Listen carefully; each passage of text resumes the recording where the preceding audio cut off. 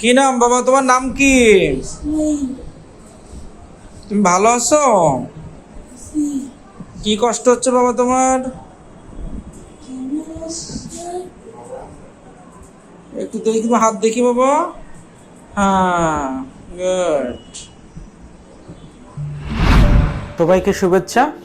আমি ডাক্তার মৃণাল কান্তি সানা, মেডিসিন বিশেষজ্ঞ, Khulna medical college hospital. এতক্ষণ আপনারা যা ভিডিওটি দেখেছেন, আমি যে ছেলেটির সাথে কথা বলেছি, আপনারা বুঝতে পেরেছেন যে ছেলেটি একটু ওবেস, অর্থাৎ একটু মোটা। পেশেন্টটি শর্ট স্ট্যাচার এবং তার সাথে কথা বলে বুঝতে পেরেছি যে তার একটু মেন্টাল রিটার্ডেশন রয়েছে। এবং দেখেন তার হাত এবং পায়ে পলিডেক্টালি, দ্যাট মিনস আঙুলের সংখ্যা বেশি, প্রত্যেকটিতে 6টি করে আঙুল রয়েছে।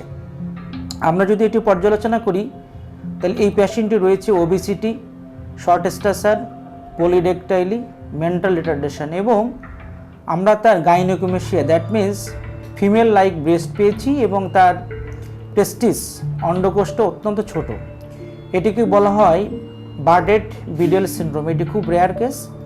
এটি একটি অটোজোমাল রিসেসিভ ডিসঅর্ডার এবং যদি পিতামাতার হিস্ট্রি অফ কনসানগুইনাস ম্যারেজ, অর্থাৎ নিকট আত্মীয়ের মধ্যে বিয়ে হয়ে থাকে, তাহলে এটি হতে পারে। যখন এসব পেশেন্টের স্পাস্টিক প্যারাপ্লিজিয়া, দ্যাট মিনস দুই পা দুর্বল থাকবে, তখন তাকে বলা হয় লরেন্স মুড বার্ডেড বিডেল সিনড্রোম। এটি একটি জেনেটিক ডিজিজ এবং এটি অত্যন্ত খারাপ একটি ডিজিজ। এটি থাকলে পরবর্তীতে যেটা হতে পারে নাইট ব্লাইন্ডনেস, পেশেন্ট একদম রাতে সে নাও দেখতে পারে ডিউ টু রড কোন অ্যাট্রোফি। ইভেন তার ব্লাইন্ডনেস ডেভেলপ করতে পারে ডিউ টু রেটিনাল ডিজেনারেশন।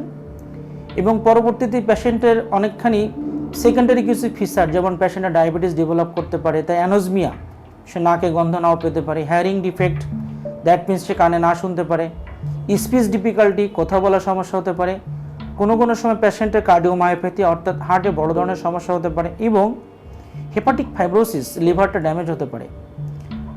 সাধারণত এইসব রোগের কোনো ট্রিটমেন্ট হয় না, এটাকে সিমটোমেটিক ট্রিটমেন্ট দেওয়া হয়, ফিজিওথেরাপি দেওয়া হয় এবং কোনো কোনো সময় আমরা ওয়েট ম্যানেজমেন্ট করতে বলি। কোনো ইউএসএ এফডিএ অ্যাপ্রুভড ওরকম কোনো ড্রাগ আসলে এখানে নাই। সবাইকে ধন্যবাদ।